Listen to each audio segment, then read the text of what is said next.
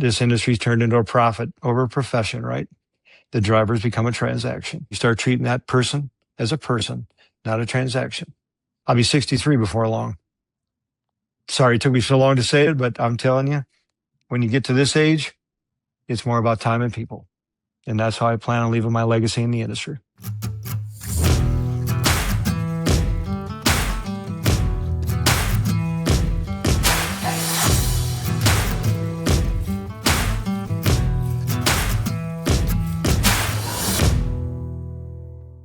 Jerry, carriers spend millions of dollars every year trying to attract drivers.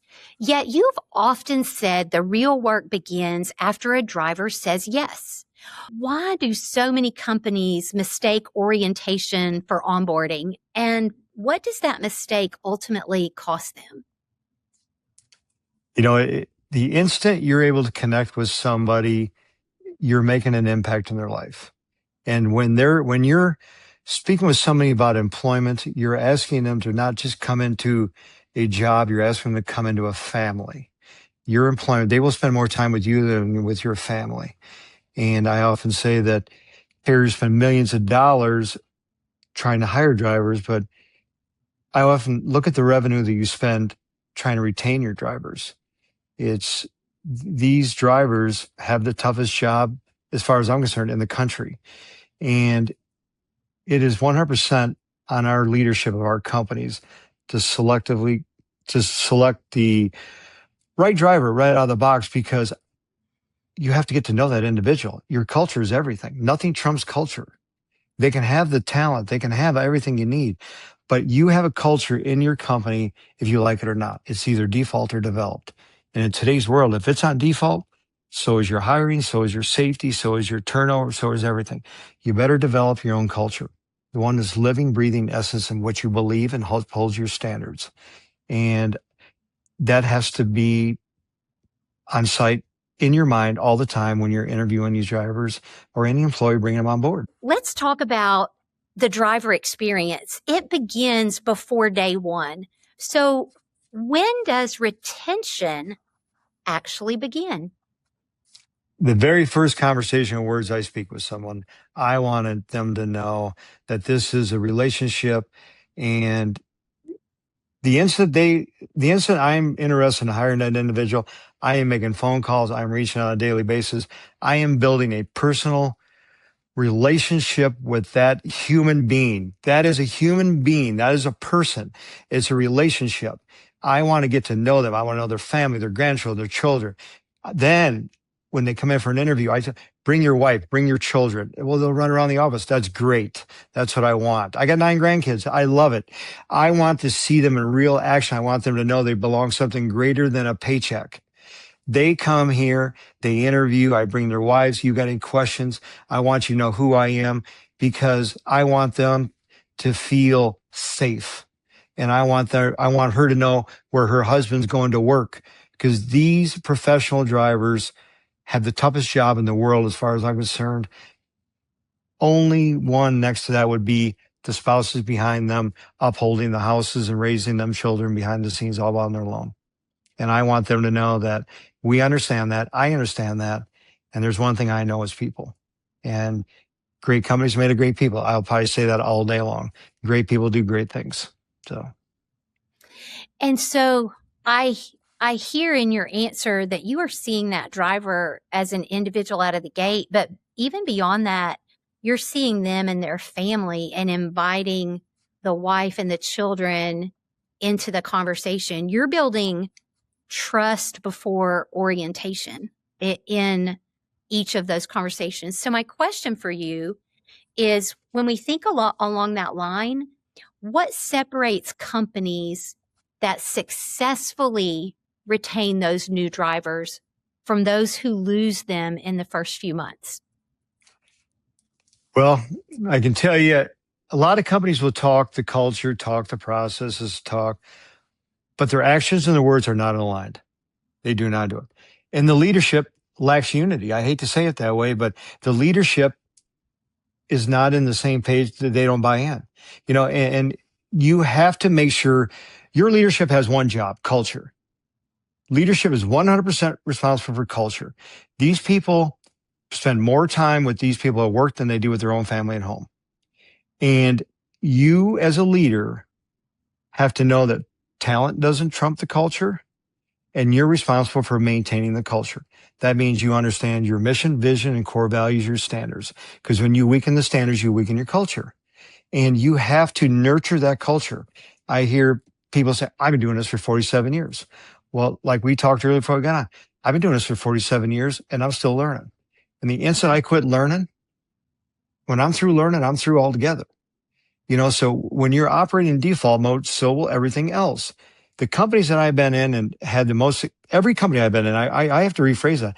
I have a 100% success rate at helping increase culture, driver turnover, buying to health, because you get in there and you start building team unity and alignment. I'm telling you, leadership will become unstoppable.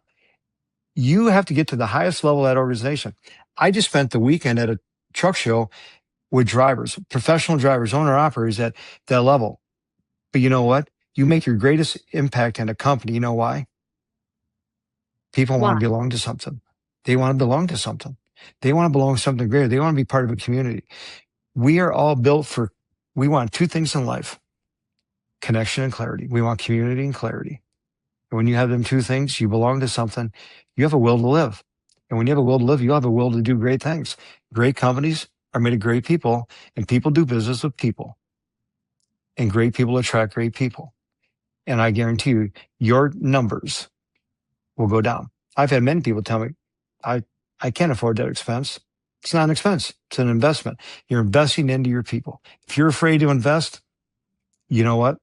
Somebody will be hiring your drivers or your people that's not afraid to invest.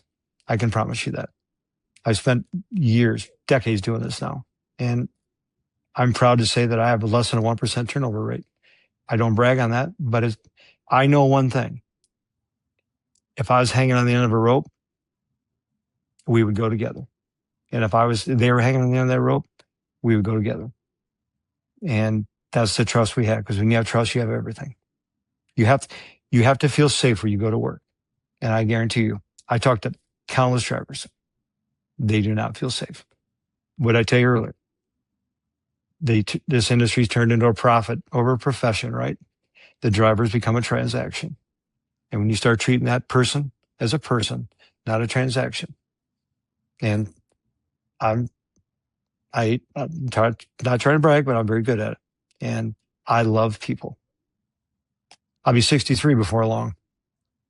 Sorry it took me so long to say it, but I'm telling you, when you get to this age, it's more about time and people. And that's how I plan on leaving my legacy in the industry. It is. And I love your point that culture starts at the top. And as that top executive leader, you're pushing that all the way through and it's showing up in your retention rate. And so for the fleet executive out there, where maybe culture, which is the buzzword right now, Yeah. where culture feels daunting and they realize, hey, I don't have that retention rate. I hear Jerry talking about culture. What are one or two practical things that they could do to demonstrate that they're seeing the individual driver, to build that trust so that the driver knows that they are seen, heard, and valued? I believe in today's world, we have lost the ability to communicate with humans. We like pushing messages over e-logs. We like having our phones answered by AI. We like hiding behind these cellular devices that steal our attention. And I say that because I call many companies and I will ask you, listen to this. Have you ever tried to call yourself lately? How easy is it? Not very easy. So how easy do you think it is for your employee to get a hold of you? And you know who I'm talking to. How easy is it for you to hide behind that as well and screen and sometimes say, oh, I didn't get that message. And sometimes we did. Mm-hmm. And the other one I would like to say is, we spend millions of dollars on truck tracking, trailer tracking, cargo tracking, to find out where that equipment's at, the load's at, it's secure. How much money or how much effort have you really put in finding where your driver's at? And I don't mean physically. I mean mentally, emotionally, personally. Can you tell me how many children you have? Can you tell me you lost another one? Can you tell me the anniversary when their mother, father, wife, son, daughter passed away? Do you put it on your calendar? When was the last time you reached out to someone as a human being to let them know, hey, I'm thinking of you? I don't ever end a phone call without saying I love and appreciate you. And now I got guys that they will not hang up without saying it. That's incredible. And trust and care are built over time, one person to one person. Trust is a lifetime to build, a second to destroy, and forever to repair. Mm. And it never goes back to wherever it was. Don't ever give up trust.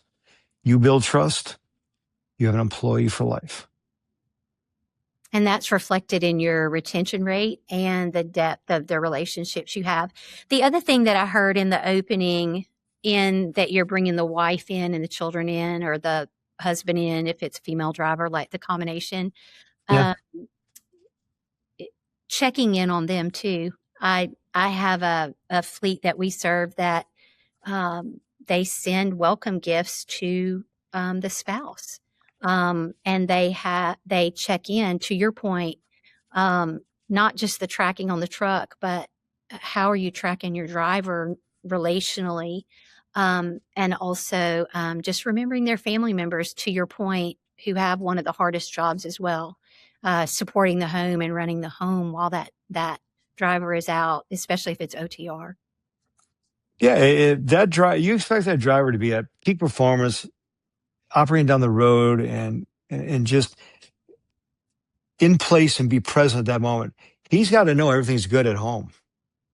Mm. He's got to know them boxes are checked behind him. Because your next mile has to be your next mile has to be your safest mile. Your next decision has to be your best decision. Because you just got through this one. If you're here right now talking to me, listening, you just got through that decision. The next one's coming at you. You better have your head up looking out that windshield, because life shows up every second, all day long, every day that you walk this earth. And we have no idea what's going to come. But you better be ready. You always got to be ready. And you better know one thing.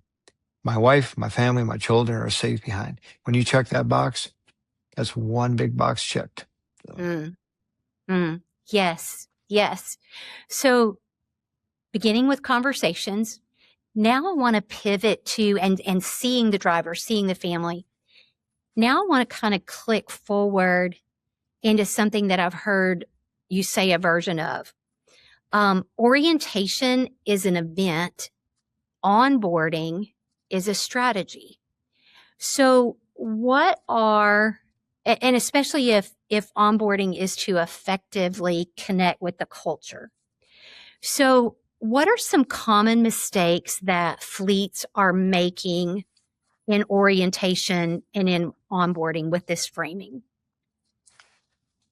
Well, we all heard the phrase drinking from the fire hose. I think a lot of fleets will bring them in and they want to door to seat as quick as possible.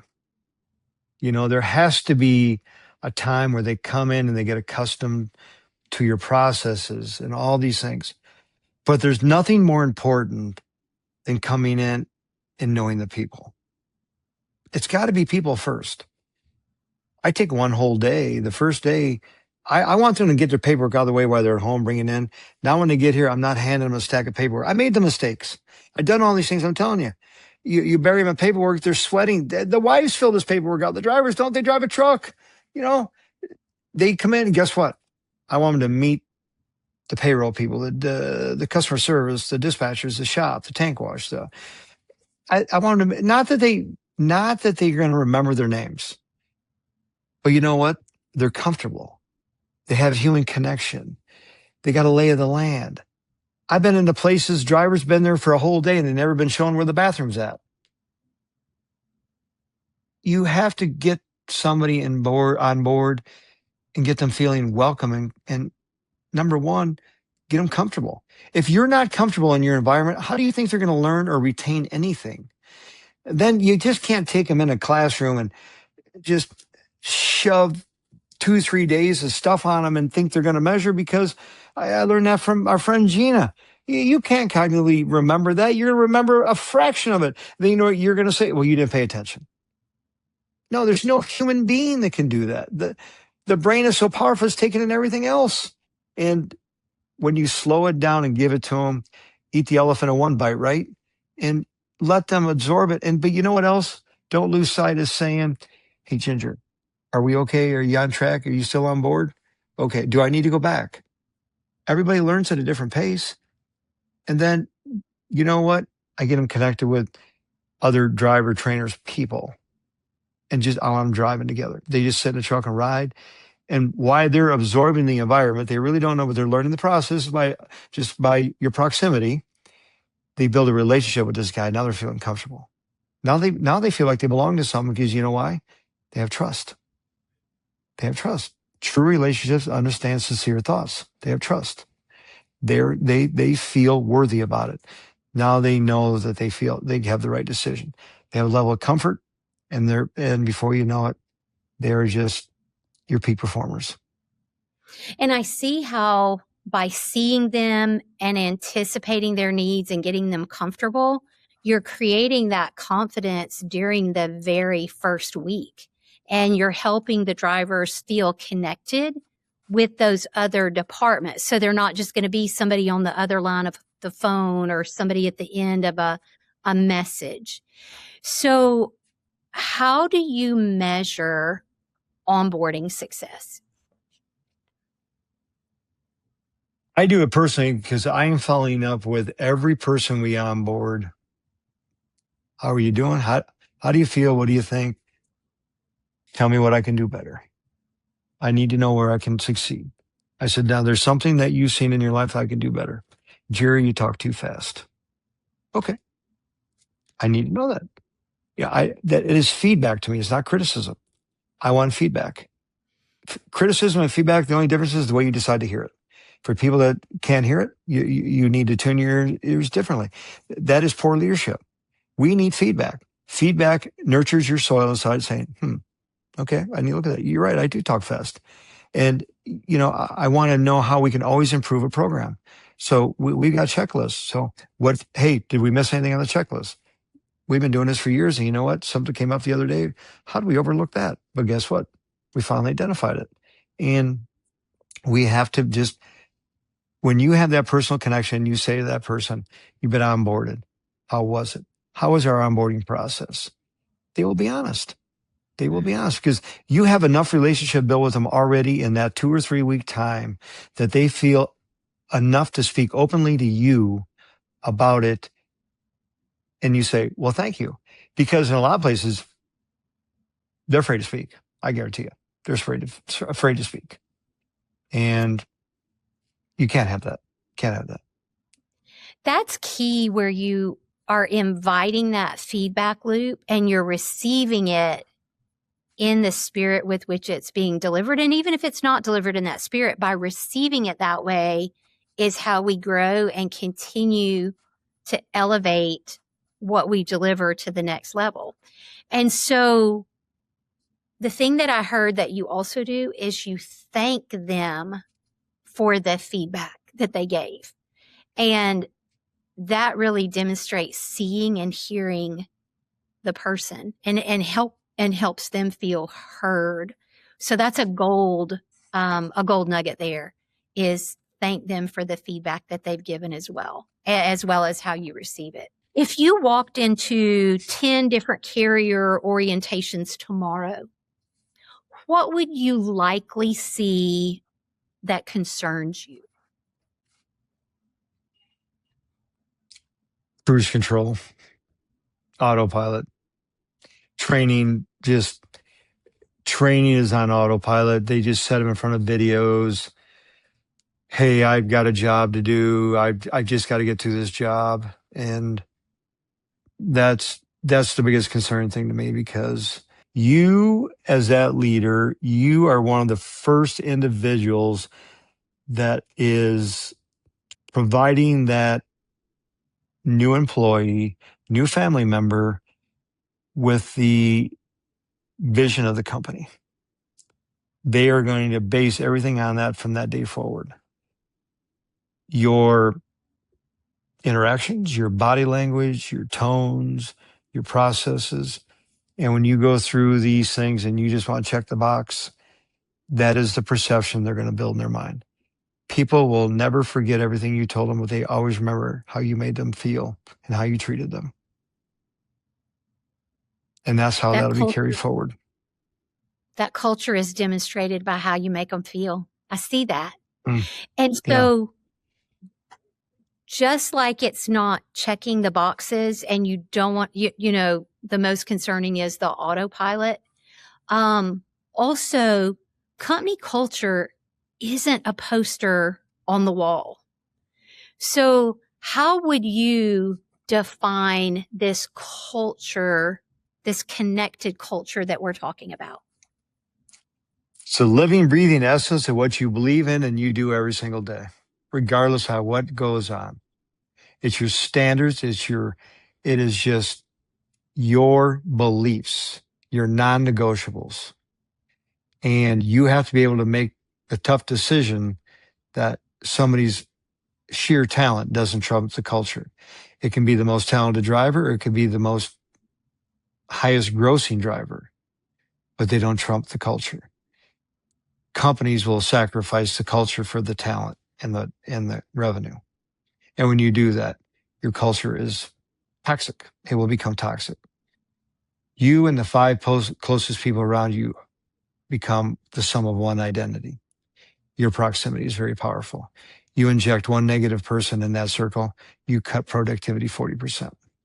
Mm-hmm. You have to guard it for everything. Your proximity is everything. You have to audit it. You have to remove people from your proximity and let new people in. When you're not growing, you're dying. There's only two stages of life, growing and dying. If your culture is not growing, it's dying. It's up to leaders every single day. Leaders have one job. Leaders are responsible for the culture. You are tolerating it. And if you're lowering the standards, you are just lowering your culture. You're going the wrong way. I hate to say it. We talk about the hiring math and the data to make wise decisions. And so related to the company culture, when a fleet or an executive feels the rub of this is a top performer and revenue generator, but they don't fit the culture, it can feel like giving up lost revenue. But again, for the people in the back, Jerry, on one side of the math equation is the lost revenue. On the other side is that 40%. Share that again for the people in the back. That needs to be a part of the whole equation when evaluating top performers that don't fit the culture. Yeah. You and the five closest people around you are the sum of one identity. When you inject one negative person in that positive culture, you cut it 40%. You can get your highest earner. He is more than the highest earner. He is providing influence on all these other employees. I guarantee you, when he steps out of the way and you remove him, you will see a whole group of people step up now, and your whole revenue will come up as a company, not just one driver. You're looking at one driver. That one driver is holding everybody back because of the culture that's created. We all know, put a little Miracle Grow on your flowers. What happens? They take off. Guess what? I'm telling you, you want to put your money on one guy or a bunch of people. No one is as strong as everyone. No one's as good as everyone. No one's as smart as everyone. You want to bank on the one? You want to go on the team. You can have the highest. You can take a team in the professional sports and have the most talent in every position. But if they don't play as a team, they'll never win a Super Bowl or a championship, will they? No, because they'll all be out for themselves. When you have unity, you have a lot of power. You know, I compare it to the Belgium horses. We know what them horses, the pulling, they brought over thousands of years ago, right? One horse will pull 8 to 10,000 pounds. Two horses together will do 24 to 32,000 pounds. You get that power together. And when them horses grew up together, they will do much greater than that. That's a good analogy right there. Them horses will act differently growing up together. Because you know why? I've known you for looks like almost an hour. But I guarantee you, we beat the same drum. You give me a week or two with you, I would almost be able to say what you're thinking and saying. People know what I'm going to tell them. They know I'm consistent. Consistency wins every single time. You cannot change your mood. You can't change your standards. You can't change your processes. You know I am stuck in this mode right here. My high gear, my standards, my disciplines, my consistency. The drip will either fill the bucket, the drip will drain the bucket. And we have to stay consistent in what we do and what we believe in. And I hear it many times. I've gone into people and I stand in front of this group of 40 people. I got the guy in the back with his arm crossed. You're not going to tell me I've been doing this for 47 years. You're right. You're on default. You're on cruise control. So is your hiring. So is your retention. So is everything. So when we're looking at all these things, we need to start looking at the top and go down. Don't look at the bottom and come up. Look at the top and go down. Where does it start breaking? Where does it start breaking? I deal with all leadership. I will work with the drivers when we get there. My number one success is building teams at the leadership level. I work with the CEOs, you name it. I'm telling you, it's the higher it goes up, the higher you will raise your company. I know one thing. I've learned it in 47 years. I live, eat, and breathe transportation, and I live, eat, and breathe culture and people. When our daughter passed away, they flooded my house because I did not call one person. There is a community that knows what's going on. I will tell you a story. I had two drivers off work, both tragic life events in the hospital. I woke up one morning at 12:24 a.m. My wife's like, "What's wrong?" I said, "I don't know." She goes, "What's going on?" I go, "I feel like one of the children is in trouble." And when I send out messages, I send out a lot of audio messages so you don't misread a text. You get my emotions. You hear my words. It's a person's voice. I called each one of them. I said, "I love you. I appreciate you. Don't worry. We're going to get through this, brother. The number one's too small, number to be great on its own. I'm in your corner." And the one was passing away when I sent the message.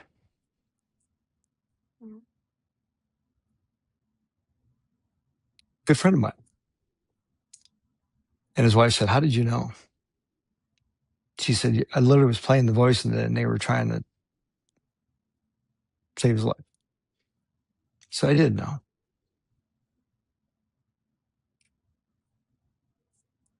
But something was telling me.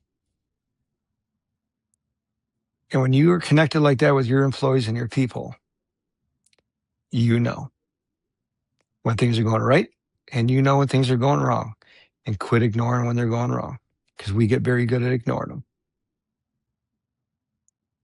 And that's the truth.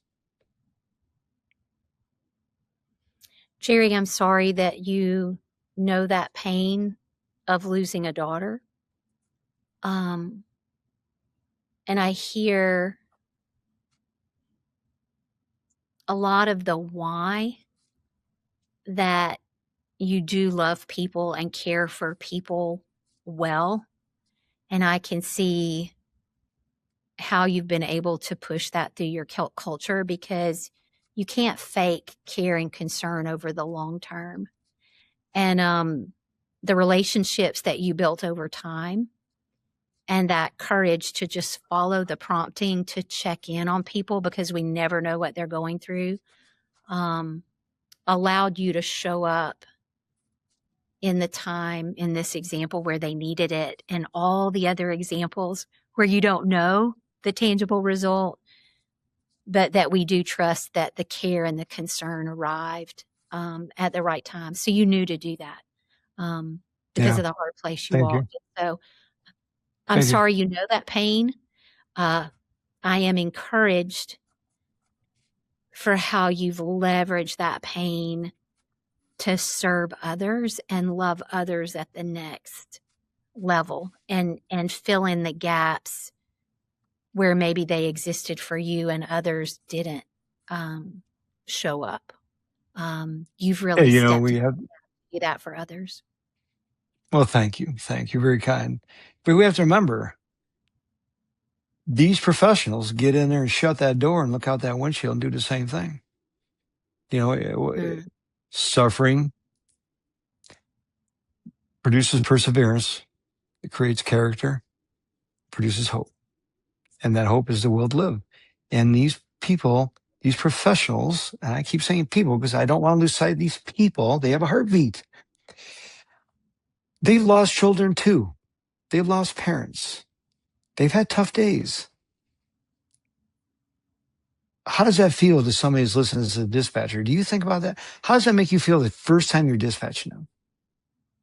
Do you have any thoughts in your mind like how they doing, how they feeling, what they're doing? Are they ready? Have you reached out and talked to them? Are you ready? No? Then don't worry about it. Call me when you're ready. And as a business owner, I'm going to ask you, are you willing to pay that person while they're not working? How many people mm, do that? Because now they're worried about financial income. And now I got to get back to work. Now they get in that truck by themselves, isolated, lonely, grieving, driving down the road to generate revenue. mm. When you invest into people, they will invest into you. You're investing in their future. You're investing in your own future.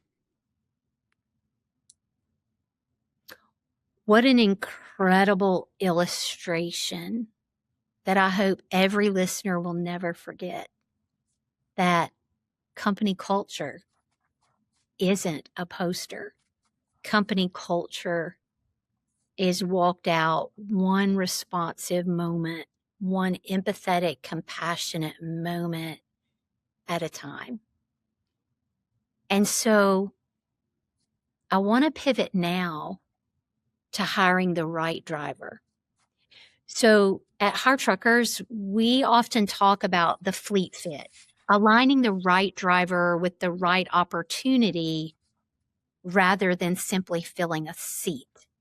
And I can tell because of how you're looking at the unique needs of the driver, that you understand fleet fit. And so when hiring for long-term success and thinking about character and qualifications, how do you find that balance and how do you coach and guide along that way? That's why that initial conversation becomes very important. You have to be very transparent on what's expected of them. Here is our standards. Here's our mission, vision, and core values. Are you able to do that? I mean, I'll give you a good example. I expect you to wear a uniform. Yeah. Wearing a uniform, people look at pretty simple. But do you ever see a professional team where their socks aren't matched, their shirts aren't tucked in, the colors? A lot of people can wear a uniform, but are you really going to wear a uniform where it's tucked in and it's collars ironed, looking right? We have to be very transparent what's expected of them. We have to lay that job out. We have to give them as much as possible. I even put them through an aptitude test because we have a physically demanding job. I want them to work here. They want to work here. But if you can't do the job, you set you set yourself both up for failure. And I would rather be able to tell somebody, I'm sorry, the job is too demanding than sorry, I made the wrong decision. Because when you're asking them to switch jobs, you're asking them to make a big step in their life. You have to make sure they're ready to come on your team. Because if they're not ready to come on your team, it's the wrong time for them. It's the wrong time for you. You're asking somebody to make a life change that affects their family. So if they're leaving a job after years and they're invested in that job, isn't it our obligation to make sure that we paint the best picture possible for them as well? That's honest and true and what's expected of them. You know, I've talked to countless people that, oh, they told me I'd be home every night and I'm not. Is that a leadership problem? Yeah. Who was that? Just because somebody gets paid to recruit a driver, a bonus or something that the dispatcher gets paid on the load? How do you promise somebody to not do it? Your promise is everything about you. If I promise you to be on here today and I didn't show up, what would that tell you about my character? Hmm. That would make you feel less, right? Well, he didn't think much of me today. And that's what we have to think about the other person. And when we're asking them to come on board, we have to remember that we're asking them to make a big decision in their life. In our company, it might be, for some of us, I hate to say it, but it might, oh, well, there'd be somebody else. Not in that person's life. He might be leaving what he believes was his best job for the best job for the rest of his life now. He thinks he won the Super Bowl right now. Us not giving him that information is wrong. And so I can see the connection of how you're focused to hire for long-term success. Clearly, you're demonstrating the character within your personal life and the character that you expect to exist within your culture by clearly setting expectations, but also saying no to the wrong hires. Because at the end of the day, that's for them and for the company. It protects the culture. It works both ways. And so it's a reminder Yeah. that every qualified candidate is not necessarily the right fit for your particular organization. And so thinking about recruiting and retention. So recruiting doesn't own retention. It's just one part of the retention piece. What are some of the other pieces within operations, dispatch, safety, driver managers, executive leadership that help own that retention piece throughout the life cycle of the driver at your company? It's everyday interactions. I mean, when they call the HR department, they have to, number one, can they get through the phone chain? Can they talk to a person? Check, hit 4 for payroll. Okay, if your payroll is short, hit 2. How about a real person? And then how does that person greet you? How does that person treat you? How does that person make you feel in every single department? You know, you're part of a team.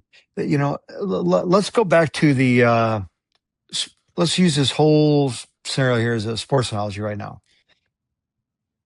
85 people show up for training camp on football, right? For football. Mm-hmm. All 85 people got 3 things in common, don't they? They're know how to play football. They're very good, and they're all in shape. But only 11 are going to start. Them 11 got a different mindset than the other 74. And now them 11, there's usually 1 or 2 that really stand out. They just got to hire. But behind the scenes, you have a head coach, you got a defensive coach, you got equipment coach, you got all these other people. Do you not think that that whole team staff is not collaborating and being in alignment and making sure that all their stuff that is connected together is not just firing together? What good dispatch, customer service, HR, safety, they are all just parallel. You're all in the same line of leadership. You're all answering to one guy that owns or a company or corporate board of directors or something. That's a parallel line right there. And one of you, that's your proximity right there. Are you the 40%? Are you the 60%? Are you the 100%? What part of the team are you on? You know who you are right now. You know when you respond to somebody, oh, I shouldn't have said that, or I'm sorry I said that. Hey, I'm human. I apologize. I said, you know what? I'm sorry. I'm sorry. I could have handled that better. My apologies for letting my emotions get the best of me. I could have handled that better. And you know what? Every time I see that person, that comes to my mind. But every time I get in that situation now, it's a learning lesson. I become better. Even at the age of 63 almost, you become better. You got to keep learning. Got to keep Yeah. learning. We're humans. We are And humans. we are humans, and that really does demonstrate humility that is necessary for every leader to really grow and flourish and continue to raise the lid of their leadership. And so, Jerry, if you could sit down with every transportation CEO tomorrow morning and leave them with one piece of advice about hiring and retaining drivers, what would that be? Call me, please. Call me. um, Call Jerry. yeah, please call me. I want them to understand, obviously, where you're at. You've done a fantastic job in your life, and congratulations. You've conquered many things, and I'm sure you're a great individual. And I'm sure that company is like a child to you. It has a piece of you. You watch this thing grow. It's been there every day of your life. And I often put it that way. It is like a child to you. Don't lose sight of that.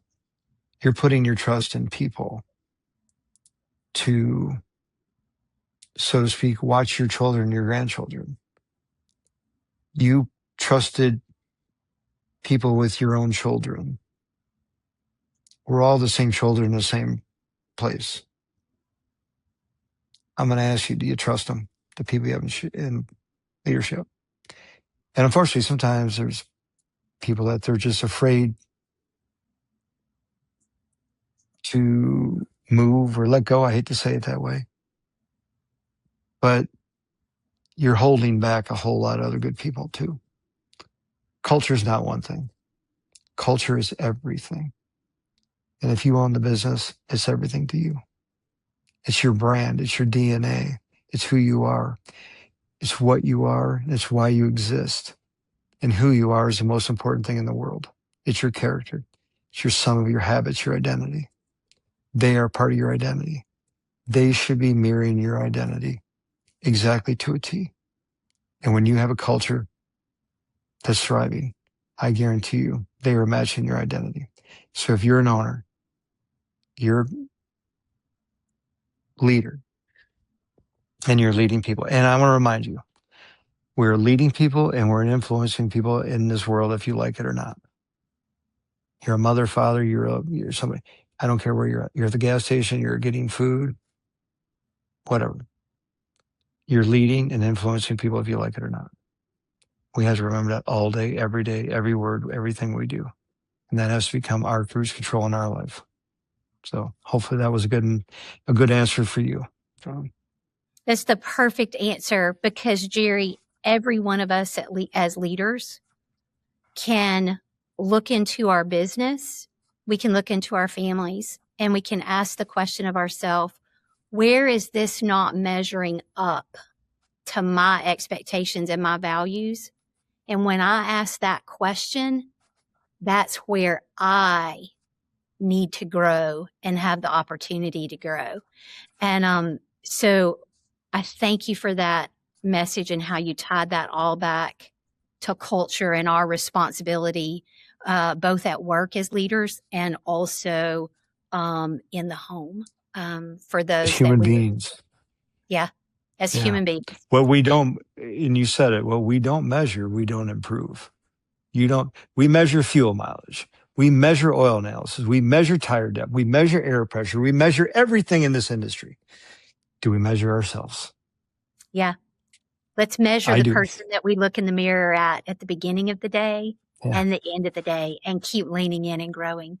Jerry, Yeah. thank you for sharing your insights and most importantly, for sharing your heart for the transportation industry.